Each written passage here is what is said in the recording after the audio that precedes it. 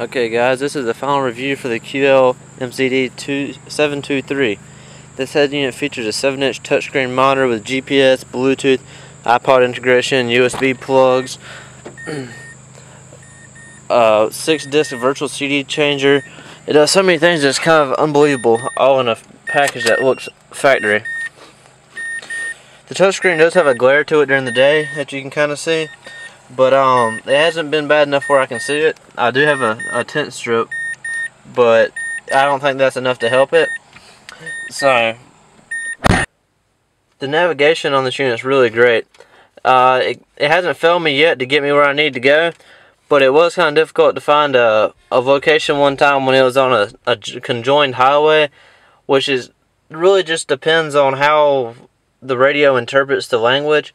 Under find, I had to type in both highways a certain way instead of putting a dash in it.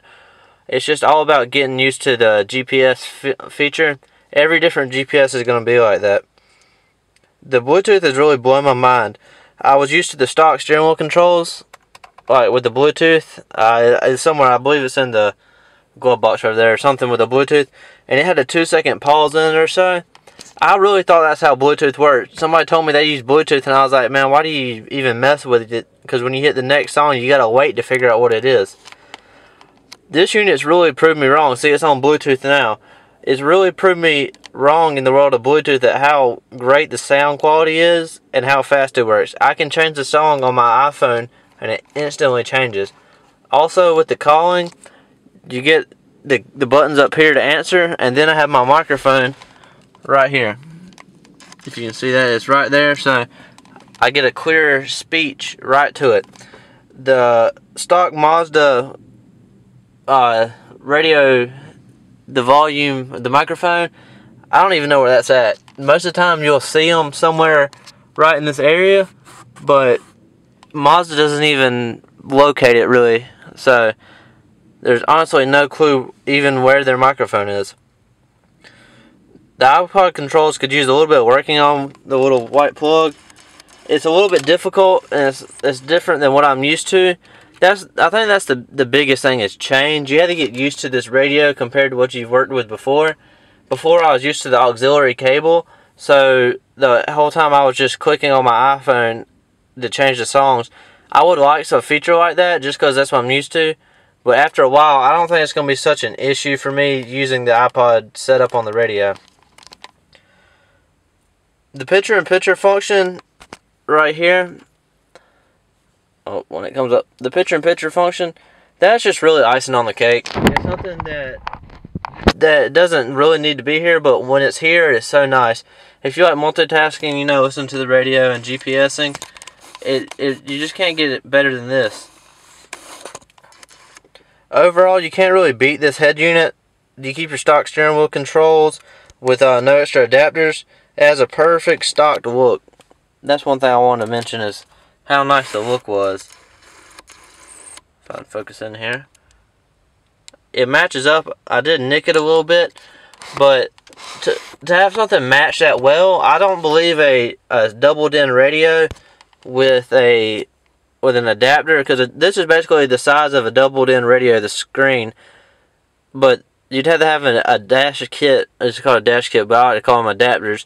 And you wouldn't have any buttons on it. You wouldn't have a dial directly on it. It just wouldn't look right to me. And this just feels factory. The touchscreen, I mean, it's no iPhone.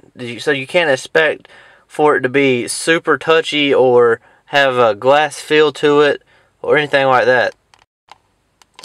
Once you get the hang of using the touchscreen, it's really no problem. I can use it like there's no tomorrow now. I mean, if somebody was to come in here and try to touch it, they'd be like, why is your touchscreen not like an iPhone? And then you have to tell them, look, it's a radio. So it's something to get used to, per se, but I like it. Also, with the Bluetooth, one thing I was really worried about from buying a head unit that's not really super name brand, like Rockford Fosgate or Kicker or something like that, even though they don't make head units, I was worried about sound quality, because in the back I have some really important babies back there, and I was worried that they wouldn't be getting the cleanest signal possible. Well, even on 40 out of 40 on this head unit, it is a super clean signal, which really surprised me, and I'm super happy about that. So even if you don't listen to super loud bass or really any kind of loud music, the quality is here. This is where the best quality I've found is right here in this radio. The only real negatives I can think about is the iPod hookup. That's the biggest thing to me, and like I said, it's just something you have to get used to. That's one of the bigger things. I mean, I guess I don't like change per se, but I gotta get used to that iPod hookup. Like before, I had a hole drilled back here with the iPod cord just for charging. So now I get the feature to charge at a steady rate, which is safe for the iPhone or iPod, and I get to listen through music through it.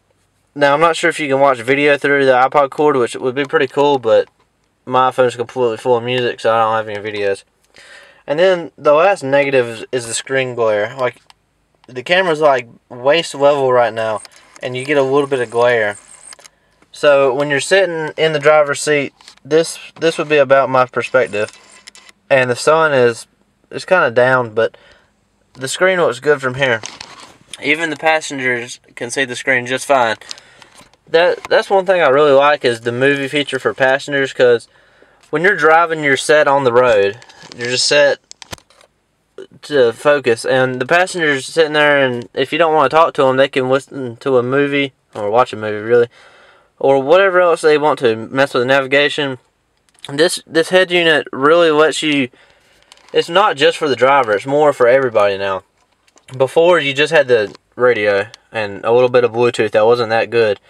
The CD changer with the virtual disc, that's just another one of those icing on the cake. I don't listen to a lot of CDs, but if you have like one of those CD holders up here with 100 CDs I've seen, you can put 5 of them in here virtually and have one in here physically.